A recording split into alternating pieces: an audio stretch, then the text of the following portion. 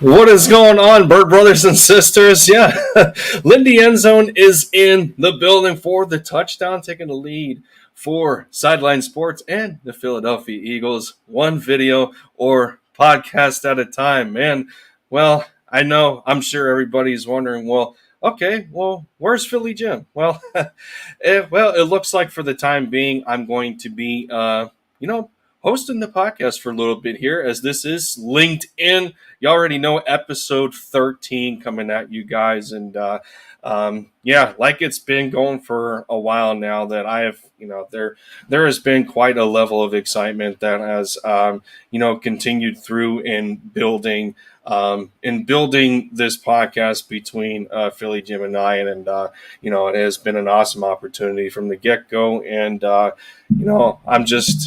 I'm just happy overall to be continuing down this path. So, with that said, we're going to get into a couple of things going on here. The second round of training camp has already concluded for the Philadelphia Eagles, and of course, across the board, there's a lot of excitement with this football team. There has been some stocks going up. There has been some stocks going down, questionable ones here and there. But we'll get into the latest topics of discussion here, as happened today for the Eagles. And we're talking about a new roster opening. Well, what do I mean by that exactly?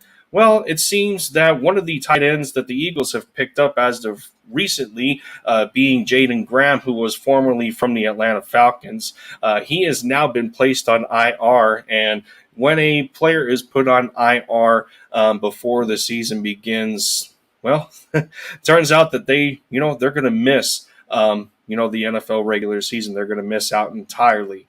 And this is unfortunately not the first time. This is not the first time for Jaden Graham to be going through this. Last time he was actually put on IR was just last season with the Falcons, and it was due to a knee injury. So case in point, as really couldn't find much information as to why he was put on IR again for the second time. I would have to assume, in my opinion, that it has to deal with a similar kind of injury that he may not have fully recovered from his knee. And like I said, turns out, unfortunately, he's going to be done. He's going to be done for the season. And again, we look at the tight end spot right now, and we're not looking at a whole lot. With the depth being affected again, with the camp body being brought in, and Jaden not being a part of that group anymore, and with Tyree Jackson still trying to nurse back to health from an ACL injury, some back issues last year, and that torn ACL was in the regular season finale against the Dallas Cowboys. With him still on the PUP list, Grant Calcaterra he's an unknown as of right now, because Coach Nick Sirianni is not really in a position to give a timetable for some of these players, as he wants to take his time with these guys, make sure that they are fully ready to go and get back at it when they're 100%. So, that's been one of my guys during training camp to watch. If you check, if you connect to me on my channel as well, you would know that Calcaterra has been one of my guys in training camp so far. Been paying attention to him, and it sucks for him to be going through this hamstring right now, but I don't expect him to be far away. Too far behind, I should say, in terms of that. So you're working with Tyree, that's coming back. Like I said, Calcaterra is still dealing with the hamstring. Richard Rodgers just got activated off of the PUP list again. So, right now you're looking at Richard Rodgers, Jack Stoll, J.J. Arcega-Whiteside, and Noah Togiai. Behind Dallas Goedert, not a whole lot of bright spots there, aside the fact that you have Jack Stoll, who has collected quite a quite a lot of experience as the tight end 2 from last year next to Dallas Goedert, and there is plenty of promise behind him coming into year 2, seeing where he is in terms of development. But nonetheless, a lot of Eagles fans don't necessarily think that he is a lock for tight end 2. Well, where does that leave us currently right now? Well, as far as Jaden Graham going to IR, that opens a roster spot. And well, if you look across the scape in terms of free agency with tight ends out there, or if the Eagles so choose to poach from early developing practice squads after the 53s, and well, guys that teams are willing to let go of. In terms of that, you look at the available players in free agency, and Eric Ebron is out there. Jesse James is out there. A former Dallas Cowboy, and Blake Jarwin is out there now. Yeah, there's a soft spot in Eagles looking at Dallas Cowboy players. I know, we're not going to bring it up going back to the Orlando Scandrick situation, but again, yeah, that's in the past. But nonetheless, you can look at options like that. Like I said, Jesse, if you want to bring in a Jesse James, Eric Ebron, Blake Jarwin, somebody to challenge Jack Stoll, and to be a body at the same time in training camp, for that tight end 2 spot, tight end 3 spot, however the Eagles want to go about it. There's some guys available out there, but of course it's going to have to depend on what they're willing to spend. And well, considering the situation that they're in right now,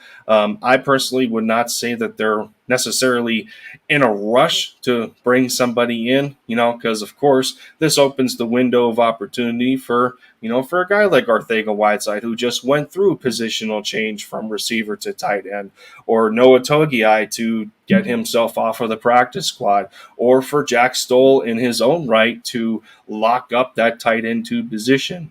But like I said, Grant Calcaterra, we don't know how much longer he is going to be out from that hamstring injury. And with him being drafted in the 6th round, he's a bit of a hidden talent in his own right, coming out of SMU. Poses a lot of athleticism to the position, and another Jalen Hurts connection when we talk about A.J. Brown and Devontae Smith, and you're bringing guys in here who know Jalen Hurts a little bit. So we'll see what happens in terms of that. But, that's what we're looking at in terms of the new roster opening. And for Jaden, I would have to imagine that it would have to suck. He comes back off of IR from the Falcons last year, and he ends up right back on it. Can't imagine how he feels. Through that. But here's to him getting another opportunity, if it's not through Philly, and hope he makes a recovery from whatever the injury is. And to me, I have to imagine that it may have something to do with that knee that he suffered last year with Atlanta. So, yeah. But let me take a little bit of a visit here. Angel 3 popping in. Good to see you. A big fan of mine. Always giving support. Appreciate you. Randy in the house. Lindy from the block. Yeah. Nah, I don't know about that, but AK, good to see you as well, buddy. Appreciate y'all stopping by, hopping in here as LinkedIn is still staying alive. Nice and strong here, taking it over for the time being. But yeah, I love doing this. So let us get into the next topic of discussion here quick as well. Seem to be going through them. Not to say that I don't have a lot, but but the status of Jalen Reagor, and I know this is kind of polarizing right now, in a way that his stock is seeming to go up a little bit.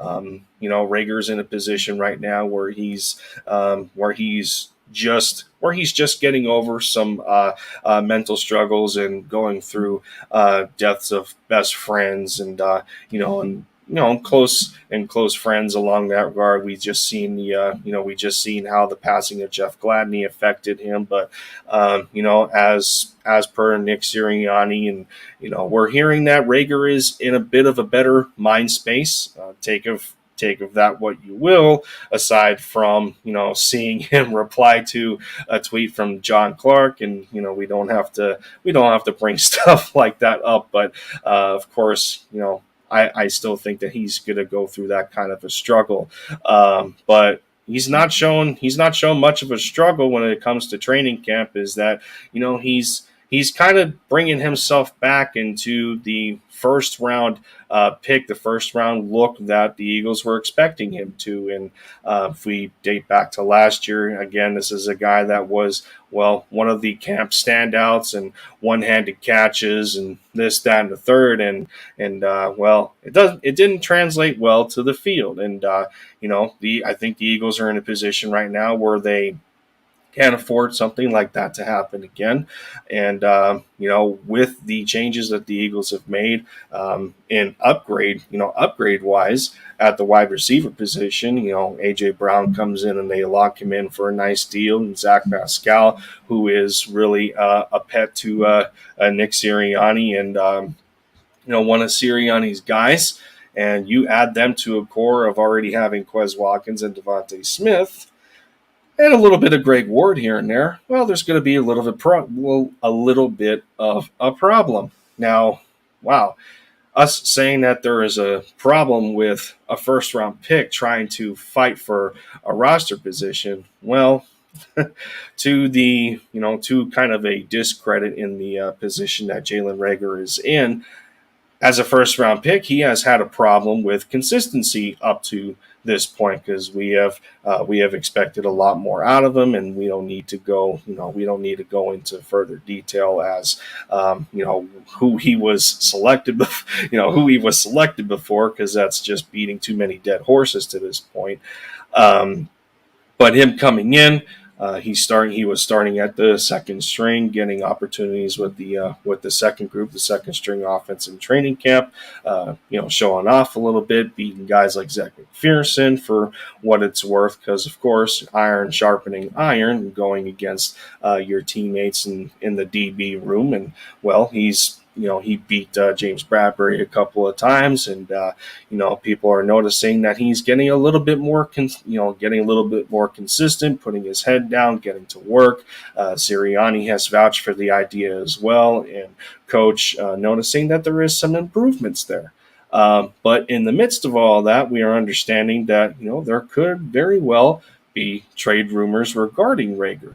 It has been said at one point that the Ravens might have been calling about him, and there's speculation and trade packages being put out there with the Dallas Cowboys. And now I don't know about trading with a division rival.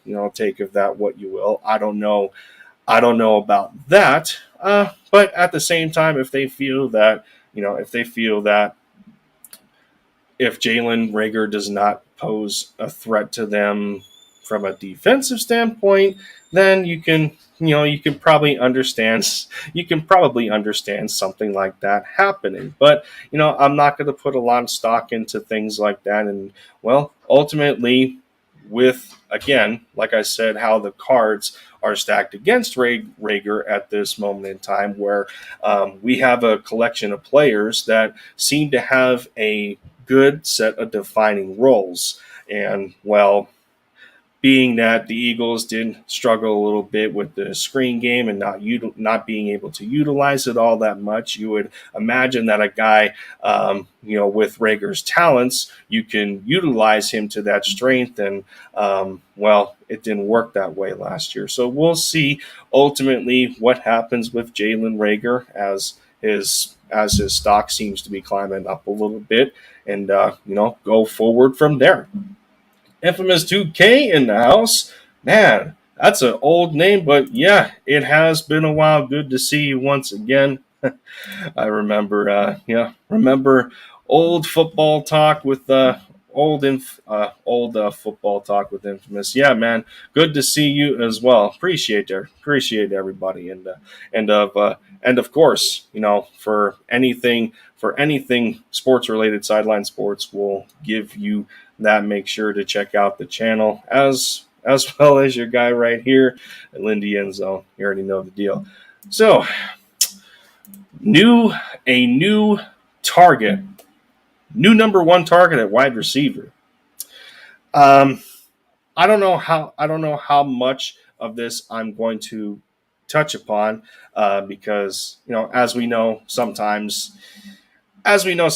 things can get blown out of proportion, and when you're talking about new players that you add to certain position groups on your football team, and with the addition of AJ Brown and watching what Devontae Smith did last year, the idea is being thrown around that, oh, well, is AJ Brown going to be that top target now, and is there something of that regard going to be created as AJ and Devontae butting heads with each other, in terms of being on the field at the same time, one guy getting more targets than the other, or a different preference of the quarterback. And that's the kind of thing that you want to squash here, because there's a couple of things that we're going to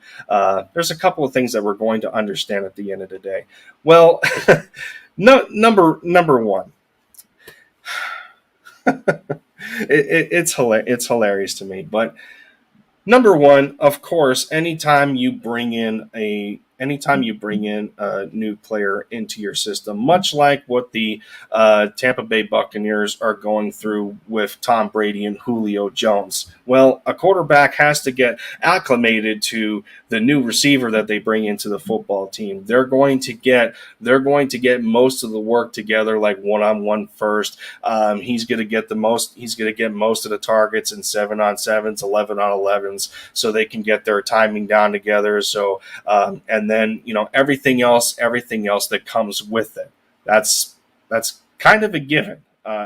If we're being honest here, something like that is kind of a given. They're going to want to better their connection together, and of course, this isn't going to deteriorate anything in terms of chemistry between Hurts and Devontae Smith, because they already have that. They've built that over the course of last year's training camp, going into the regular season of last year, and from a chemistry standpoint, they were on the same page a good deal of the time. I mean, Hurts and Devontae Smith were they were a great connection together.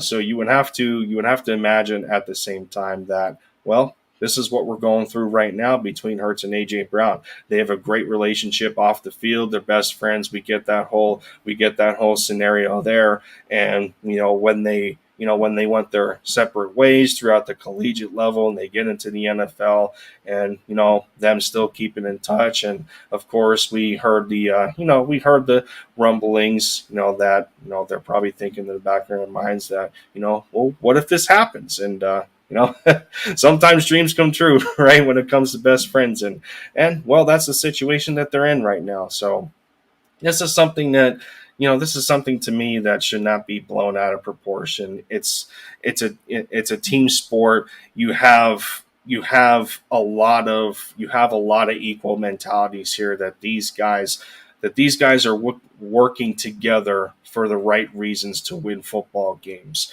Devontae Smith doesn't have a negative ego. AJ Brown doesn't. Jalen Hurts doesn't. And we have known this. Ever since last year, watching Jalen Hurts grow as an NFL player, grow as an NFL quarterback. Like, he is a very good leader. So you're not gonna want to surround him with those kind of players that are going to drag him down. And as much as Jalen can help it, or as much as the coaching staff can help it, you're not going to be in those kind of positions to babysit players in a way, and trying to keep them in line, so to speak.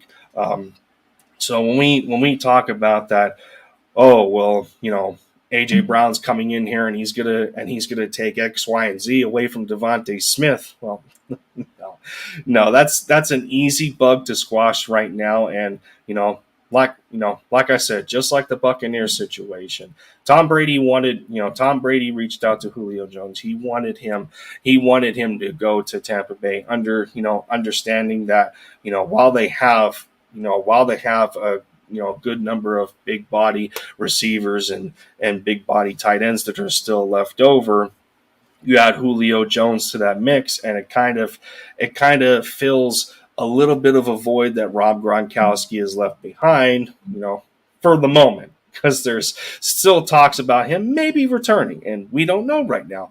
But where I'm going with this is the fact that you got Julio Jones in the mix there, and well, and they're just trying to build the chemistry. The quarterback and the receiver are trying to build chemistry, and that's what's happening with the Eagles right now. So, let's not blow stuff like that out of proportion. That's an easy bug to squash, in my opinion.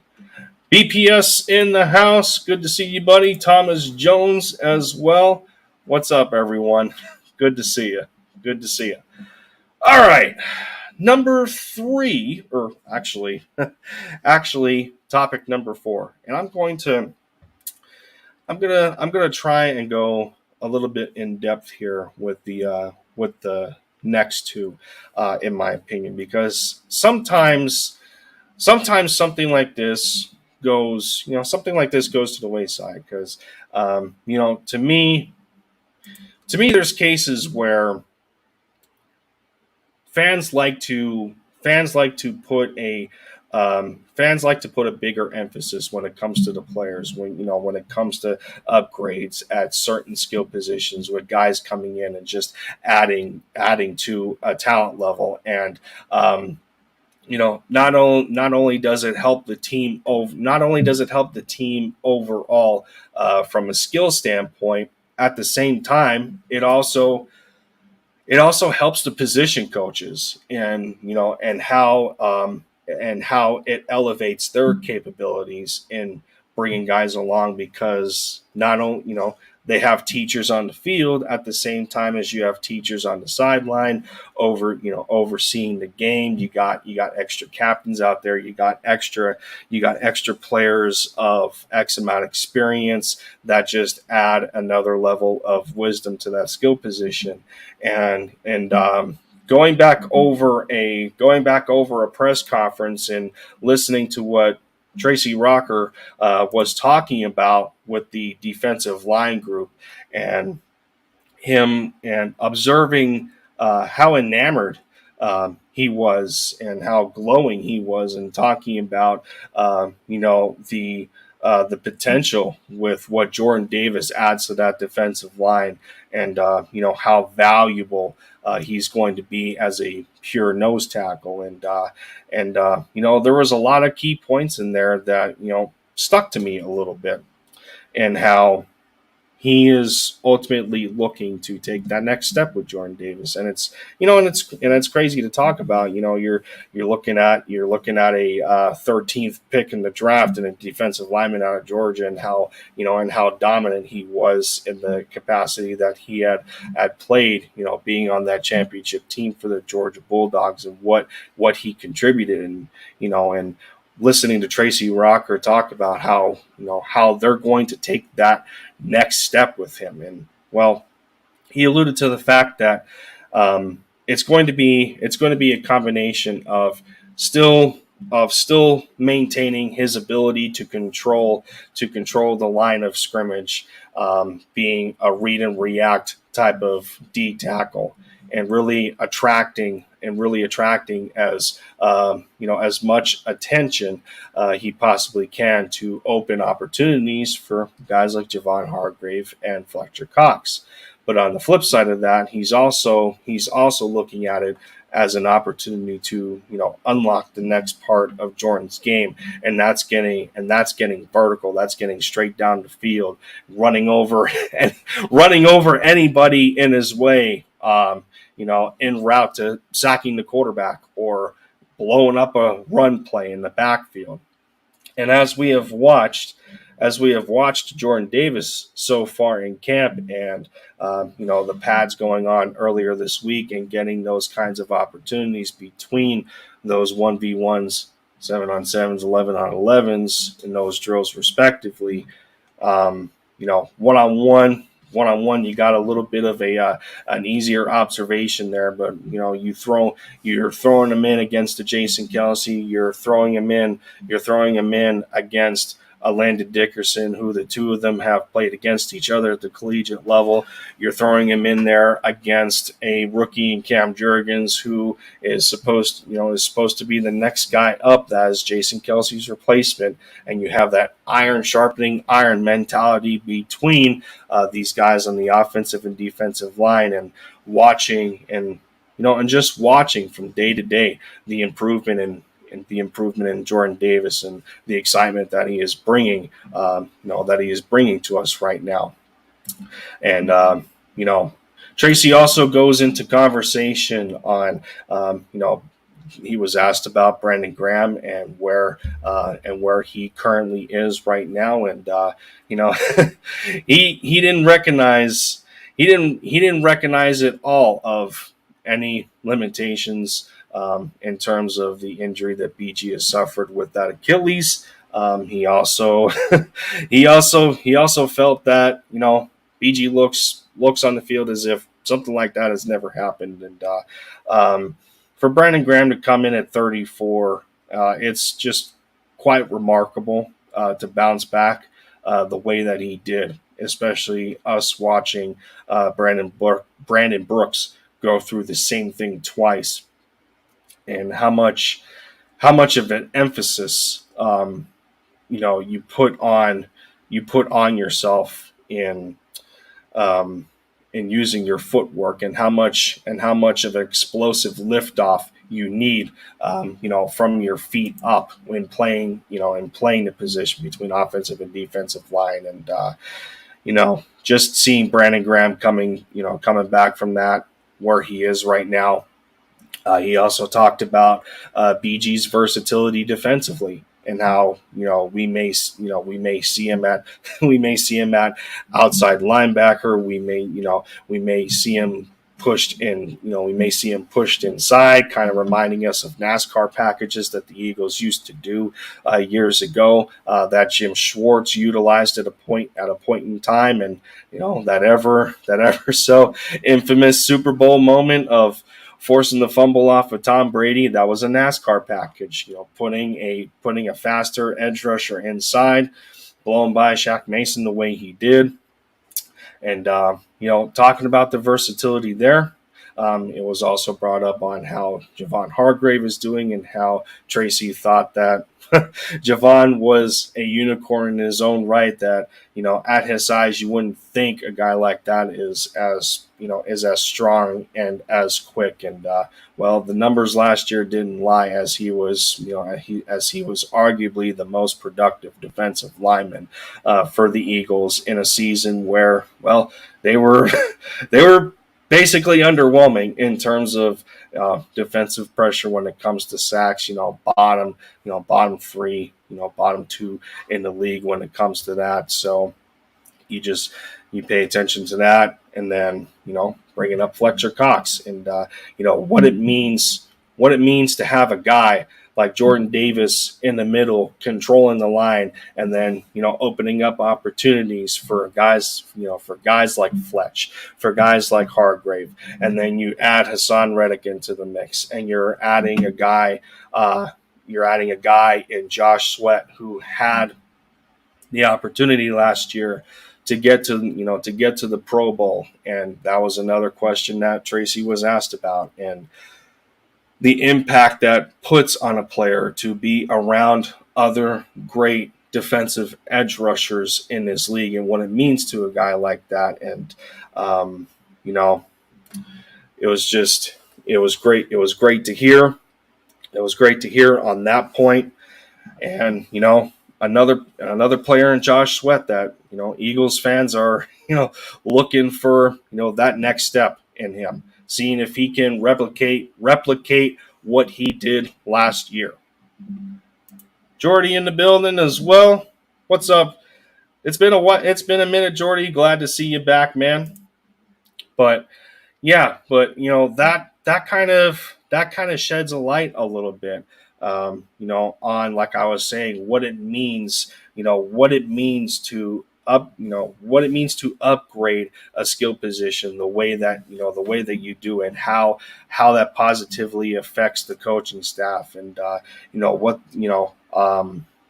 versatility that it provides, and much of that also kind of flows into the linebacker position, and you get to, one of the more polarizing positional coaches last year in the Eagles, bringing in Nick Rallis, another Sirianni guy, and I remember going into last year, and there was others that shared a similar opinion. Well, and I remember everybody talking about, well, Nick Rallis is as young as some of these guys on the roster right now, and he looks like he could step in and play, because we were at a point in time where we could sure use the depth, right? But I tell you what, just to witness the transition from last year to this year, and what they were able to do at the linebacker position,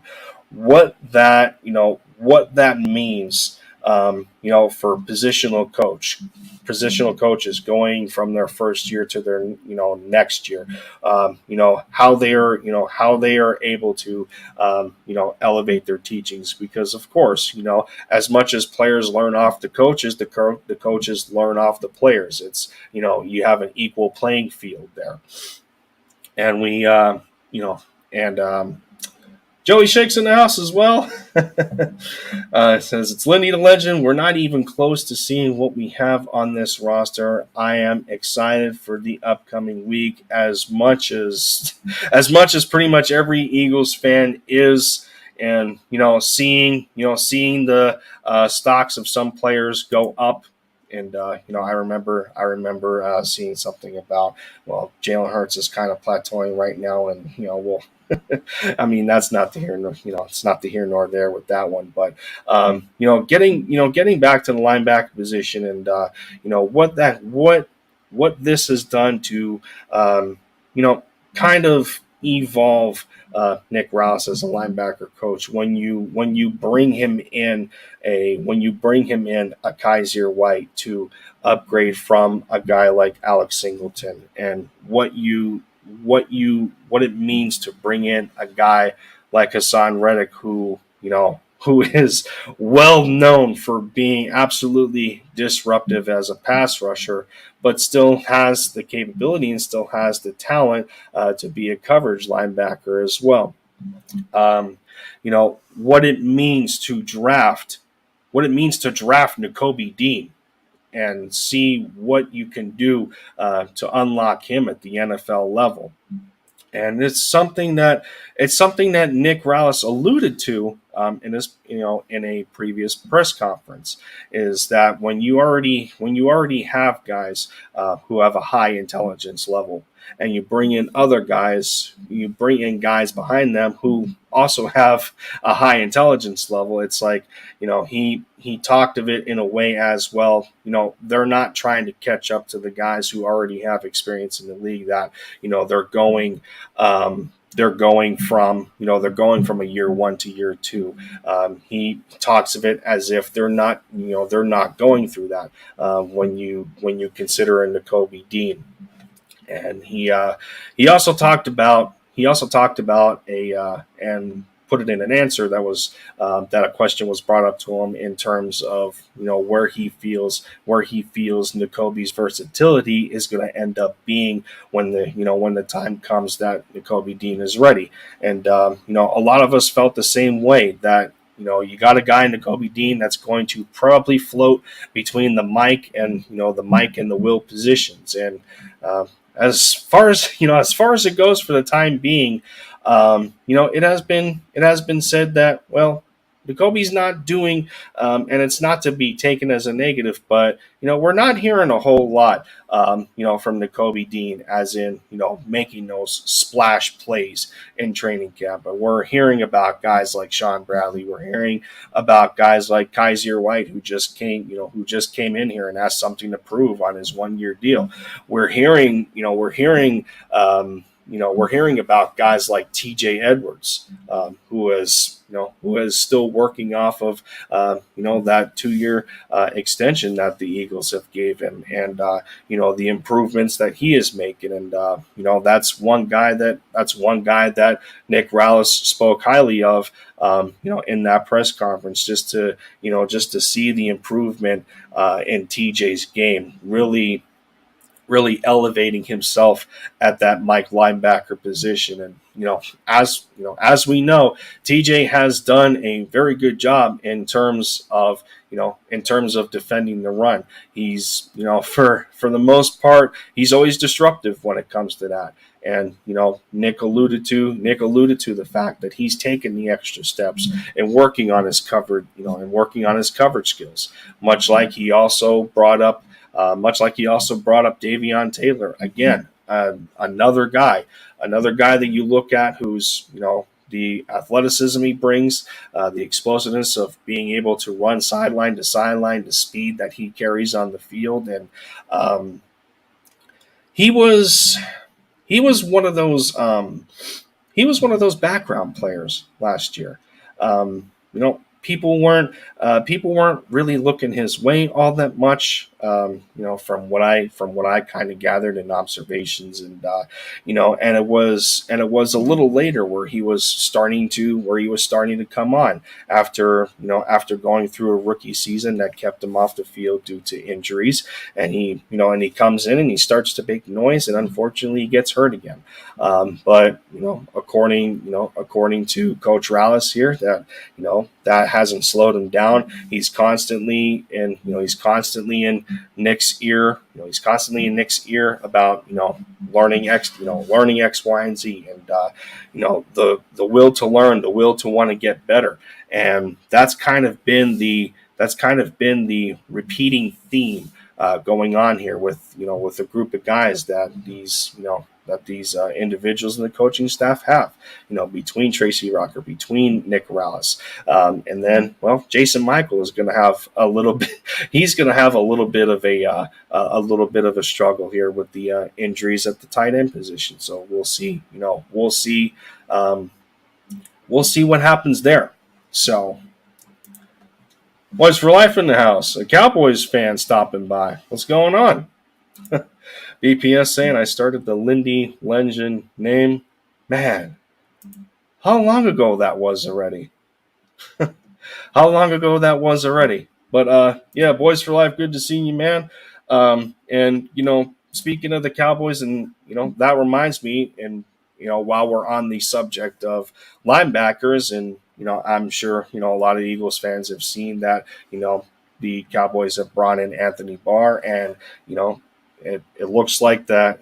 It looks like that Anthony's already on the PUP list. So we'll see what happens in terms of that. And from what I understood, gathering from Dallas, they got guys like Leighton Vander Esch, and they're looking for promise out of Jabril Cox, and and you add to that mix with Micah Parsons, who hybrids between being a pass rusher and a coverage backer.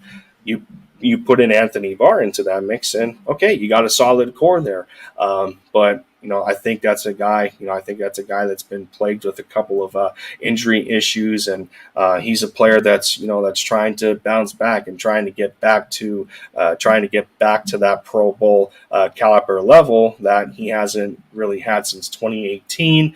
But we're not talking about him as if he's old or nothing, because he's only 30. So we'll see what happens there, what he's able to provide for them as as we look across the division scape and the rest of the NFC East rivals, and what they're doing.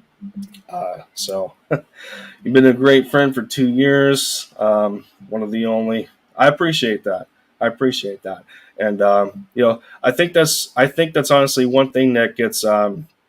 I think that's one thing that gets taken for granted a little bit is that we kind of avoid our own personal human elements. You know what I mean? Because it's like it's like you're not going to have the same energy if you're face to face with somebody, but you have to carry yourself. You have to carry yourself in a similar way. Even if it's digitally, that I'm sitting in front of a camera. I mean, we're actual people doing this on a platform. So it's just a level of respect, man. That's all it is. Being a human being. We were made to love. That's what I feel. So, but yeah, no, I appreciate that, Boys for Life. Yeah, no, no, I posted, I was talking on Twitter, that, every once in a while, division rivals have to keep tabs on each other, to see what's going on. And, and of course, once the regular season comes, there's going to be that friendly banter to follow because it's unavoidable. You'll have it either way. But yeah, Nining's good to see you as well. BPS going, I can always rely on going to you for Eagles content, your videos. Yeah. Yeah, I do. Yeah, I do the best. I do the best I possibly can. And the direction that I kind of like to go through is, I try to look outside of the box a little bit. I try to bring up topics that people aren't necessarily talking about, and not be mainstream about it. Get people to think about different perspectives, if you will. Much like the idea of, when we're discussing the wide receiver position, and there's kind of a competition here between a guy and Devin Allen and Britton Covey. And, the Eagles are in a situation where they're desperately trying to upgrade their special teams. Special teams have suffered for, I don't know how many years now, at least the last 3 to 4 years. They have had a problem with trying to develop some type of explosiveness because, while special teams isn't as much of a direct impact as offense or defense is, at the same time, you look at a special teams unit such as kickoff returns or punt returns. That can be a make or break for some teams, especially if it's a close game. The Eagles have not really had that opportunity in quite some time to, utilize special teams to blow the game open. When we're inserting guys back there, like, Jason Huntley, who bounces on and off of the practice squad and gets brought up into the running back rotation here and there, or a guy like Greg Ward, who always just seemed to call for fair catches. I guess he just didn't want to put himself in harm's way, and sometimes that's just a player's responsibility. And then you got a guy like Boston Scott, who made a couple of plays in special teams here and there, not a whole lot, but when you add explosive guys like Britton Covey and Devin Allen, you're trying to make that transition. You know what I mean? But as of right now, it appears that a guy in Britton Covey is really taking it right now. When we're singling those two out, and I'll tell you what. And I don't want this kind of opinion to be taken like, well, Lindy, Britton Covey's only a rookie, and you're comparing him to this player. Well, okay. Well, we understand that when we watched the Tampa Bay Buccaneers the last couple of years, offensively, the way they were structured is, they had a perfect group of players that all played that all played a specific role, and they played that role to a great advantage. And you look at a speedy little guy in Scotty Miller, who from time to time Tom Brady went to when he wanted to take the top off of the defense. When defensively they're trying to take out guys like Gronkowski or Mike Evans, or Chris Godwin, and so you insert a guy like Scotty Miller on the field. His speed gets underestimated. He gets behind the defense. Easy touchdown. I think that is the potential that we could eventually have in Britton Covey, so long as he stays on the developmental track that he is. I think that he can. I think that he can prove to be a good gadget guy in that respect. Put him out there. Put him out there in the screen game if you want. Even though they're probably going to try and utilize a guy like Kenny Gainwell for that, or hopefully revive that ability that Miles Sanders had, especially when he was a rookie. But you get where I'm kind of going here, and it seems the Eagles are in a position to do the same thing. When you got a big-bodied receiver in A.J. Brown who can take the physical punishment, who can win his one-on-one matchups, with a combination of speed and strength. You got your route running technician in Devontae Smith, to where, well, now that you got another credible receiver on your team, Devontae Smith is going to take advantage of those number 2 matchups. Okay, and then you insert a mixture of Quez Watkins and Zach Pascal in there.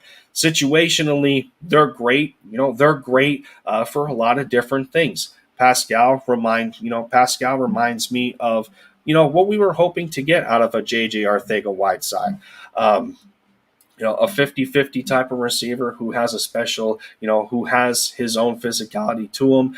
You can utilize him in red zone packages, and you imagine throwing him out there. Throwing him out there with a combination of Dallas Goedert, AJ Brown, and Pascal in red zone packages.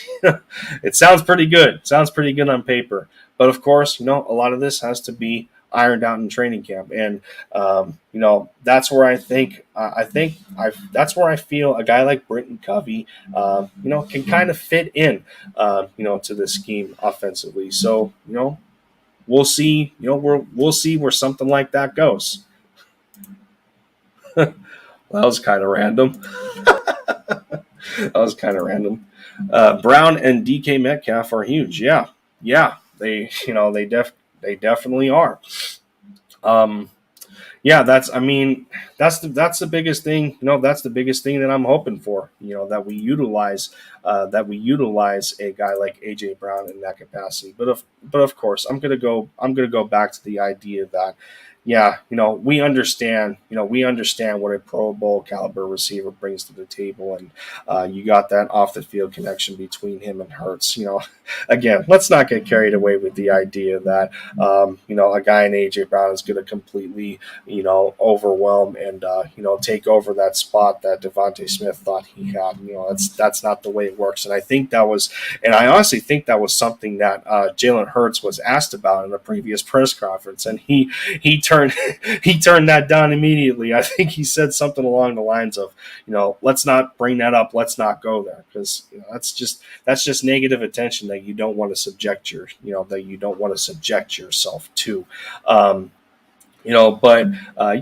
were a couple of the things that I wanted to bring up in this episode, that we have had quite a bit of training camp exposure to digest.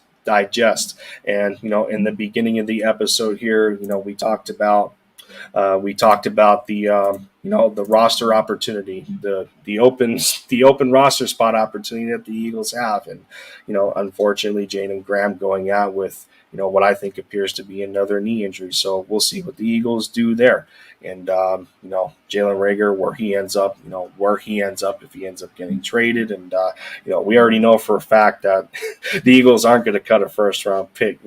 They're not going to cut a first-round pick, and I think as far as contractual leverage goes, I don't think the Eagles are going to want to be in a position where they're just going to drop, like $2.4 million, because that's what it would take to flat out cut Rager. They're gonna, if they're gonna want to get into that position, they're gonna look to trade him first. With stuff like that, and yeah, man, as far as this episode goes, I think that's pretty much all I have from that standpoint. ECG popping in. How you doing, Dante? Good to see you, man. But yeah, man, I'm kind of emptied out here, and I feel I feel there's a I don't know how to describe it, but it's a little different trying to do the it's a little different trying to do the podcast on your own. You know what I mean? There's like it's like a weird emptiness. I don't know, but but of course, as it goes for that, we'll see with the return of Philly Jim when he comes back. But yeah, ECG going. What are my thoughts on the Josh Jacobs news? I seen a tweet about it. I don't know. I personally don't know exactly how credible it is, because I've only heard the news from, I think, a couple of people tweeting about it, that they said that the Eagles were in talks with the Raiders for Josh Jacobs. I don't know on that one. I can see where a guy in Josh Jacobs fits. I can honestly see it, because, well, when you line him up in a comparison and contrast next to Miles Sanders, I think a guy in Josh Jacobs would fit the offense a little better than where Miles is right now. But with the idea that the coaching staff is trying to look into unlocking the next level of Kenny Gainwell. Miles himself, respectfully, is in a contract year, so I think they're going to try and exhaust. I think they're going to try and exhaust their opportunities by using Miles to his fullest potential. He's got a chip on his shoulder, and then when you look at the rest of the depth chart, I don't know. I mean, you're looking at a position here where, yes, you understand that the Eagles are a team that likes to run by committee, and if you add Josh Jacobs to that mix, he's a guy that requires a lot of usage. So I don't know if that's going to necessarily help situations in which you're going to subject Jalen Hurts in preferring to keep the football. I think you want to take it out of Jalen's hands, especially with the upgrades that you made at wide receiver. I mean, the Eagles told you flat out there that they're looking to throw the football. With the upgrades that they had at wide receiver. So. I mean, it's not that I don't want Josh Jacobs. I personally think going forward that the Eagles aren't necessarily in that kind of position. Although they like to be run dominant, I think they want to try and divide the usage between the run and the pass this year, and there's a lot of obvious reasons for that. As I've said in the past, I feel the split is going to be I think the split's going to be 60-40 to me, pass versus run. Yeah, they utilized the run game the way they did last year because let's face it, they were trying to blanket some of the quarterback's limitations because they had to you had to do what you had to do to win some of those games in the back half of the schedule. But I don't know. I don't know. As much as I would like to see, a Josh Jacobs on this team, I don't think the Eagles are in a position to make that kind of move. Like I said, they're looking for Kenny Gainwell to take that year 2 step, and being that Miles is in a contract year right now. He's gonna want to play. He's gonna want as many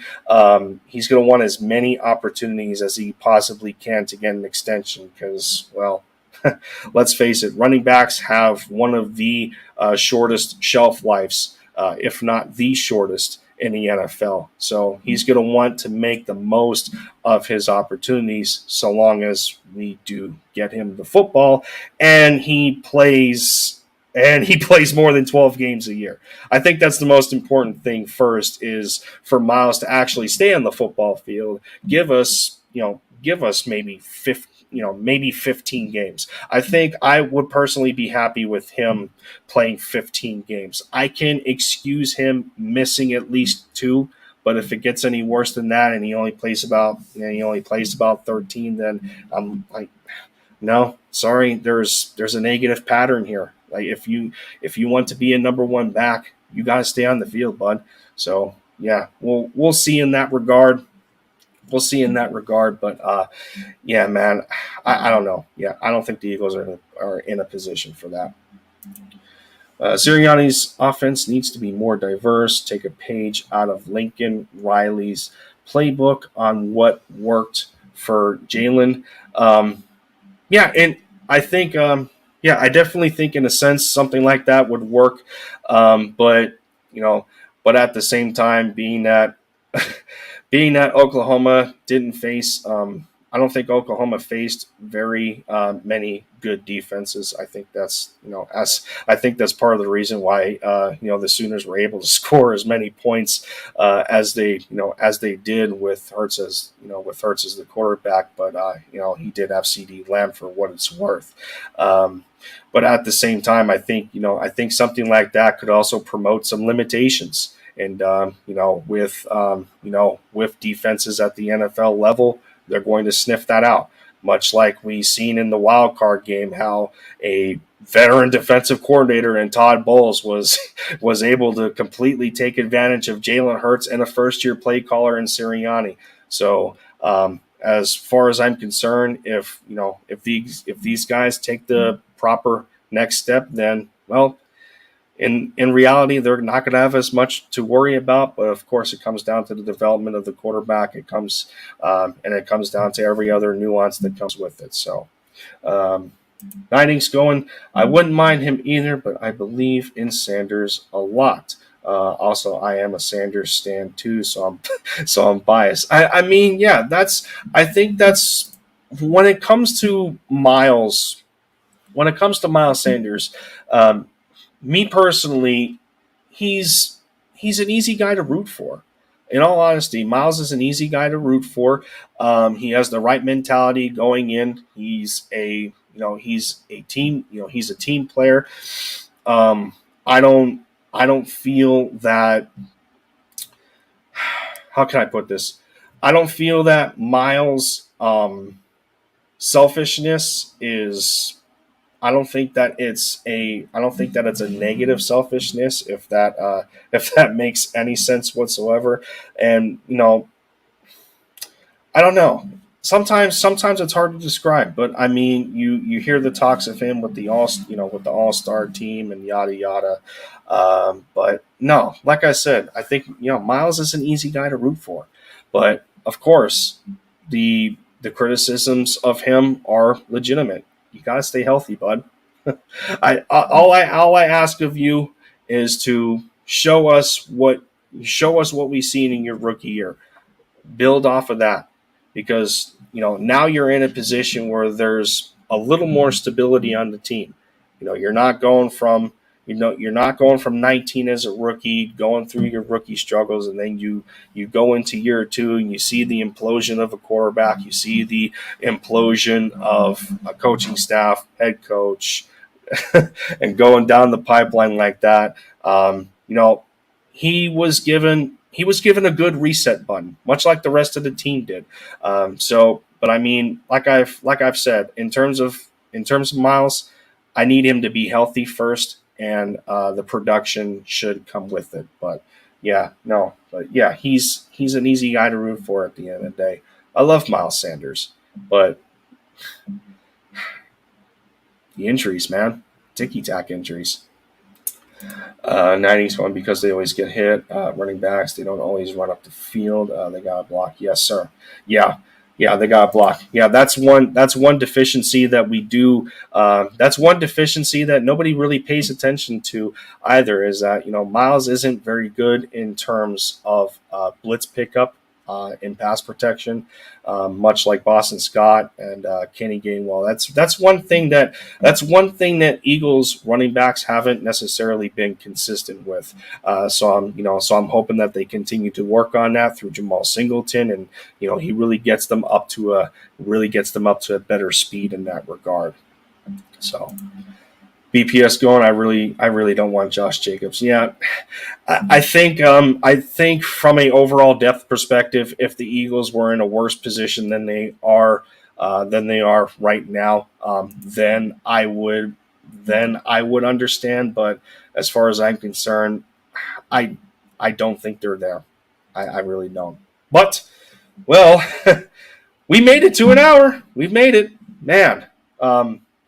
I'd be lying if I didn't say I kind of sweated it out. I kind of sweated a little bit without the host here, and we're all human. We're all human. It is what it is. But we made it. We definitely had some good talks, and of course, given the appreciate the opportunity that I've been given through Sideline Sports, and appreciate the opportunity that I've been given by Philly Jim to create this podcast and already be 13 episodes in. That'll be it for episode 13. I will be seeing you guys next week for episode 14, and so on and so forth. And while I can't necessarily tell you how long it's going to, how long the atmosphere right now is going to be, you can, I can definitely tell you that we're going to have as much fun as we did this evening. So, with that said, for myself, fly goes fly, bleed green. You already know the deal. With myself, Lindy Endzone. Let me get rid of that. But thank you again to Sideline Sports, and make sure you go over there and check out all the amazing content between multiple podcast platforms that they have that you can give a quick glance at as we close out the podcast here. But for myself, you already know the deal. Fly goes fly, bleed green. Take care of yourselves on this Friday evening. Enjoy your weekend, everybody. And I will see you next time. Good night.